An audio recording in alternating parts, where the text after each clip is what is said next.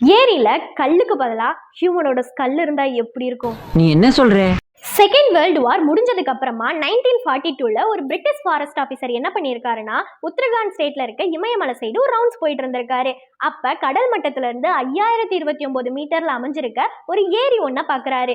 ஏரியை பார்த்த மனுஷன் அப்படியே பேய் அரைஞ்ச மாதிரி ஷாக் ஆகி நின்னுட்டாரு. ஏன்னா இது மற்ற ஏரி மாதிரி சாதாரணமா இல்ல. அந்த ஏரியை சுத்தி நூற்றுக்கணக்கான மனித எலும்புக்கூடுகள் இருந்திருக்கு. ஸோ இந்த மேட்ரு அப்படியே அந்த ஊர் மக்களுக்கெல்லாம் தெரிய வந்து, இது ஒரு மர்மமான ஏரி, இது எலும்புக்கூடுகளின் ஏரி அப்படின்லாம் சொல்ல ஆரம்பிச்சுட்டாங்க. அது மட்டும் இல்லாம நம்ம நினைச்ச நேரமெல்லாம் இந்த எலும்புகளை பாத்திர முடியாது. ஒன்லி பனி உருகிற டைம் மட்டும்தான் இவங்க நம்ம கண்ணுக்கு தெரிவாங்க.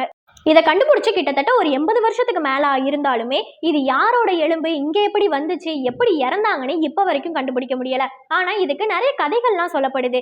இது வந்து ஜாப்பனீஸ் சோல்ஜர்ஸ் உடைய எலும்புகளாக இருக்கலாம், இல்லைன்னா இது ஒரு போர்க்களமாக இருந்து அதுல இறந்தவங்களுடைய எலும்பாக இருக்கலாம், அண்ட் ஏதாவது நோய் வந்து இவங்க எல்லாரும் மொத்தமா இறந்து போயிருக்கலாம் அப்படின்னு சொல்லப்படுது. ஆனா உள்ளூர் மக்கள் என்ன சொல்றாங்கன்னா, நந்தாதேவி கோயிலுக்கு புனித யாத்திரைக்கு சென்றவங்க தான் பனிப்புயல்ல சிக்கி மொத்தமா இறந்து போயிட்டாங்கன்னு சொல்றாங்க. ஆனா இது யாரோடதுன்னு அக்யூரேட்டா கண்டுபிடிக்கிறதுக்கு எந்த ஒரு தடையுமே இல்லை இந்த எலும்புகளை தவிர. ஸோ இதை இப்போ கவர்மெண்ட் ஒரு டூரிஸ்ட் பிளேஸாக மாற்றி நிறைய மக்கள் இதை வேடிக்கையாக வந்து பார்த்துட்டு போகிறதோடு வெறுங்கையோட போகக்கூடாதுன்னு 2 பீஸ் எலும்பை வேற தூக்கிட்டு போகிறதா சொல்கிறாங்க. எதுவும் சூப்பு கீப்பு வச்சு குடிப்பாங்களான்னு தெரில.